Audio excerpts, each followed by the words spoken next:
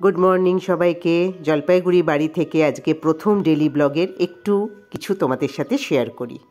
ওর বাবা খেয়ে বেরোবে, আমার মোটামুটি সকালবেলা একটু জামা কাপড় রোদে দেওয়া, রোদ খুবই হালকা উঠেছে, ঘরবাড়ি গোছানো মোটামুটি সবই হয়ে গেছে। সবজি একটু কাটিয়ে রেখেছি মালাকে দিয়ে, কেননা আজকে ট্যাংরা মাছের একটু মাখা মাখা চচ্চড়ি প্লাস মাখা মাখা বলা যায় করব।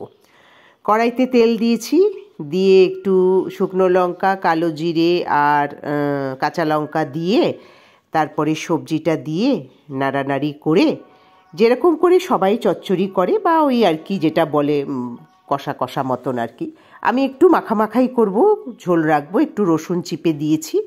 তারপরে যেরকম মশলাগুলো দেওয়ার সেগুলো দিয়ে নিয়ে কষিয়ে তারপরে মাছগুলো, ভাজা মাছটা দিয়ে একটু আন্দাজ মতন জল দেব, দিয়ে একটু ঢাকা চাপা দিয়ে দেব। এরকম করেই সবাই করে। একটু রেড চিলিও দিলাম, রঙটা নইলে ভালো হয় না। আমার যথারীতি আবারও সর্দি আর কি, এখানে প্রচণ্ড ঠান্ডায় এত সর্দি। তোমাদের সাথে আজকে জলপাইগুড়ি থেকে এইটুকু একটা ছোট্ট ভিডিও শেয়ার করলাম।